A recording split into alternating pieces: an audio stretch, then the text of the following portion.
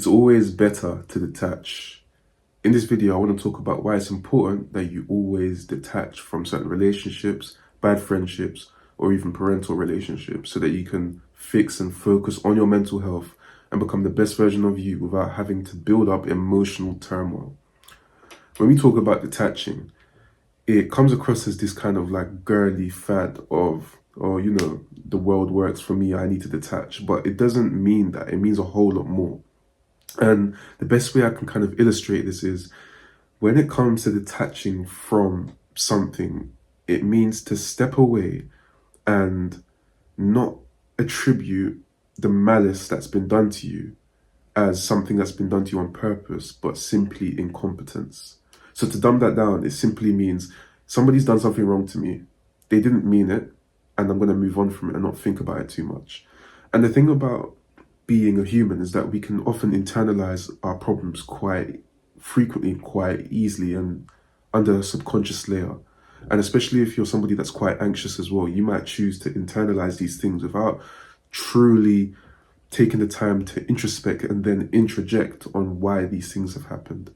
And the thing is with us as humans and the human experience is that we often go through many hundreds of different things a day, hundreds of thousands of different things a month, and millions of things a year. And you can only imagine how many of those things that you actually put down and say, well, no, that's not right. I'm not going to allow myself to think that way. When it comes to certain relationships and people, for example, your parents, oftentimes those relationships can be filled with narcissism.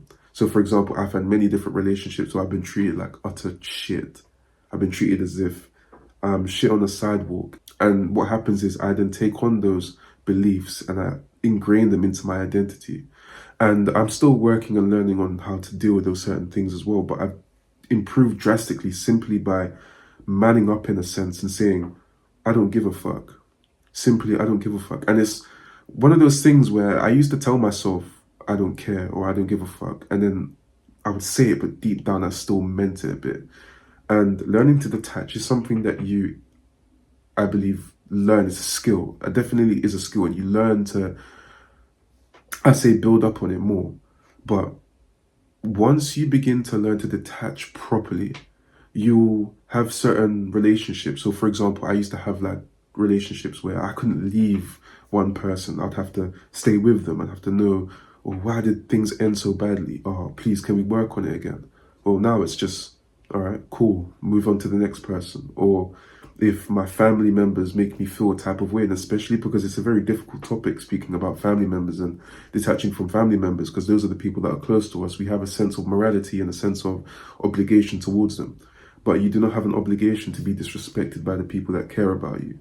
So in that sense, whenever you have people that take the piss out of you simply because they know that they can, that's when I also detach. That's when I say, all right, you're my family member. I'm not going to walk away from you. I'm still going to have love for you. But at the same time, fuck you. I'm going to just focus on myself because I can't look after anybody else if I can't look after myself.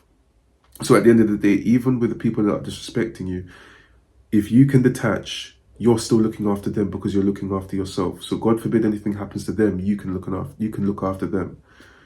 Anytime that I've failed to detach and it's come back to a process or a person that's close to me, such as my family member, and they've needed help from me, I haven't been in the right frame of mind. I've had a level of resentment because of what they've done to me. Detachment doesn't only work in terms of just helping you, it works in terms of helping other people. Learning to detach, like I said before, is a skill. And it's a skill that takes time to cultivate. But not only does your life improve once you begin to detach, you start to see opportunities open up. Once you stop caring about the job that you lost or the shitty job that you applied for on Indeed and they said that they're not going to take forward with your application, is once you begin to start to see certain doors start to open. An example of this would be, think about a time where you've maybe, I don't know, this can be very situational, but I'll give you an example. You've applied for a job and you wanted this job so bad. You wanted the job so bad, you didn't see that there was this other job open that paid twice as much. Maybe not exactly in the field that you wanted, but it paid twice as much. What happens is, let's say, for example, you then get the first job, in fact. You get the first job, it doesn't pay as much, and it's your passion. You get there and your co-workers are shit. The working hours are shit. the pay isn't the best, but you like it because it's your fucking passion. Now let's look on the other foot or the other hand. You see the other job, not quite your passion. You get paid 2 or 3 times as much. Your coworkers are much easygoing, much enjoyable to work with. The working hours aren't terrible, but they're, all right. Yes, we can have a conversation about passion over purpose. But at the end of the day, if you've got any sort of common sense about yourself, you're not going to work your ass off simply because it's your passion. You can work on your passion in your free time and if you have more money. That's why it talks about detaching from certain situations. Let's say, for example, if you don't get a certain job, and move on to other open doors that are trying to let you in. That's what detaching does. Detaching makes you realize that there's a lot more than yourself and a lot more than what you're looking at in this current moment in time. It opens up your field of view. It opens up your horizon to what else is possible. But I feel like when we talk about detaching, we only talk about relationships in a sense, because relationships are the most emotionally distressing.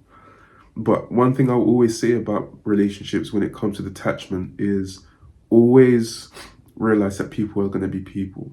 And I've had a conversation with a few women and they've always said to me that's a scary thing to say, as if I've detached to the point where I'm not emotionally capable of speaking to somebody. That's not the case. Detaching isn't being emotionally blunt or emotionally retarded. I shouldn't have said that. It's about being realistic with your expectations about people and understanding that you don't ever own anybody. And if you don't ever own anybody, it's important that you learn the skill to remove yourself from a situation once that situation no longer benefits you. It's simply, I believe, moving away from a once toxic way of thinking in which your childhood cultivated from possible childhood neglect or abandonment or rejection, and instead channeling that into self-respect and honesty in understanding that people are going to be people and you've got to let them do what they're going to do to you. Once you begin to live a life like that, that's so zen, it becomes a whole lot more sophisticated for you to understand the human condition, and your life becomes a whole lot more easier. So always detach, learn to detach. It's a skill that's irreplaceable in your arsenal.